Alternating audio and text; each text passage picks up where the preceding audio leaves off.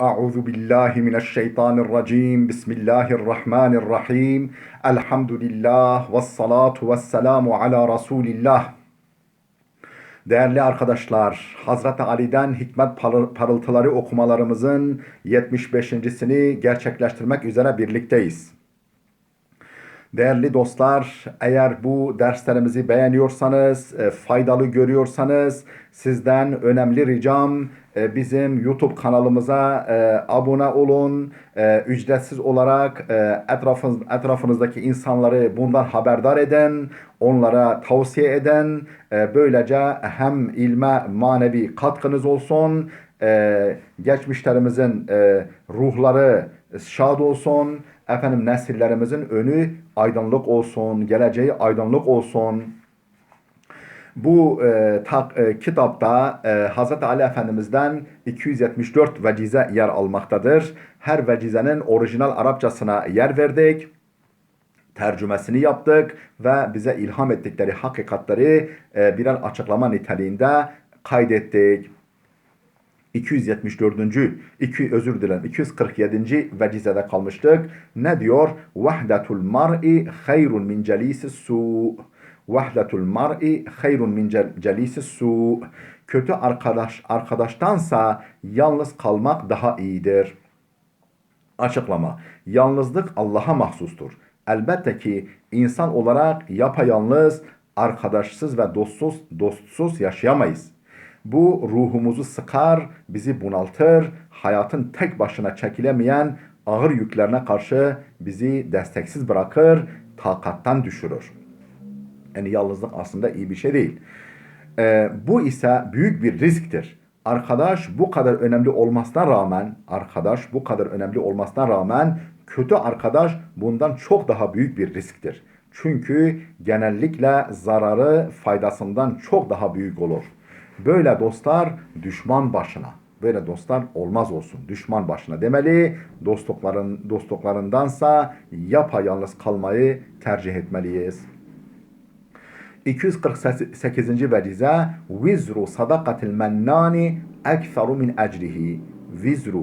Vizru sadakatil mennani ekferu min ecrihi. Başa kakanın yaptığı iyiliğin günahı, yani iyiliği yapıyor, başa kalkıyor. Böyle bir kimsenin yaptığı iyiliğin günahı sevabından büyüktür. Açıklama. Öyle kimseler var ki her nasılsa bir iyilikte bulunur, birinin bir işini görür, daha sonra bunu yıllarca her yerde anlatır durur. Hatta iyilik yaptığı kişinin yüzüne vurmaktan çekinmez. Onu incittikçe incitir. Bu şekilde davranmak öyle bir günahtır ki yapılan iyiliğin sevabını tümüyle boşa çıkardığı gibi kişiyi büyük günah ve sorumluluk altına bile sokar. Ahirette hesabı çok ağır ödenen bir günaha düşürür. İyiliği bu şekilde yapmaktansa hiç yapmamak daha iyi. Yüce Allah yaptığınız iyiliği başa kakarak ve inciterek boşa çıkarmayın buyurur. Kur'an-ı Kerim 2. sure yani Bakara suresi 264. ayet. 249. vecize vad'ul ihsani fi gayri mevdi'ihi zulmun. Vad'ul ihsani fi gayri mevdi'ihi zulmun. Yerine ve layık olana yapılmayan iyilik zulüm sayılır. Yerine konmayan, yerini bulmayan ve layık olana yapılmayan iyilik zulüm sayılır. Açıklama. Zulüm en geniş anlamıyla haksızlık, yersizlik ve hikmetsizliktir. Layık olmayana, anlamayana iyilik etmek, domuzun boynuna inciden gerdanlık takmaya benzer demişler. Ne demişler? Layık olmayana, anlamayana iyilik etmek, domuzun boynuna inciden gerdanlık takmaya benzer demişler. Çünkü değerini bilmez, kötüye kullanır, iyilikken kötülüğe dönüştürür. Öyleyse bir davranışın özünde iyi olması yetmez.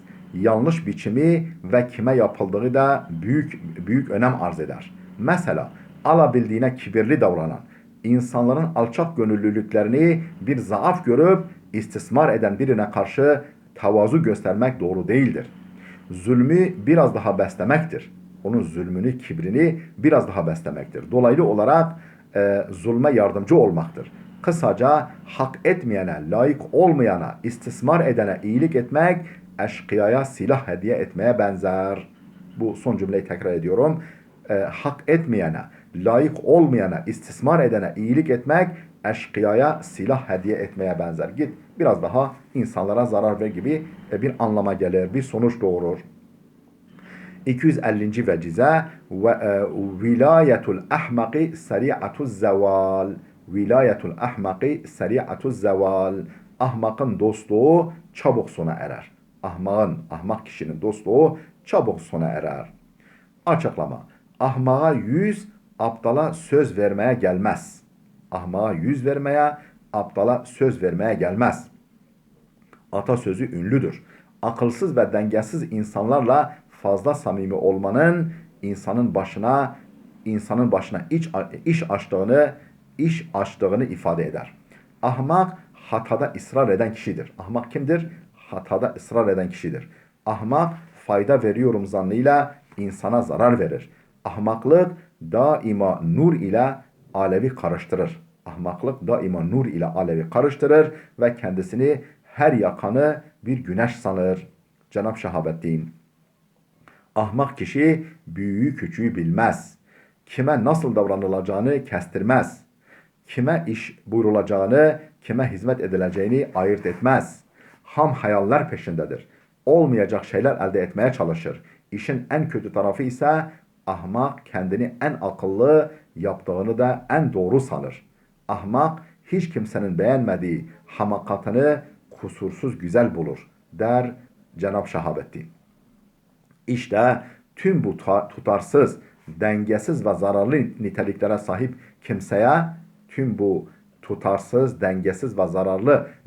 sahip kimseyle uzun süreli dostluk kurmak mümkün değil.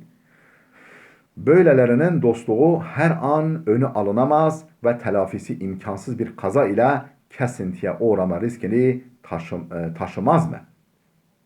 Değerli dostlar, videomuz fazla uzamasın.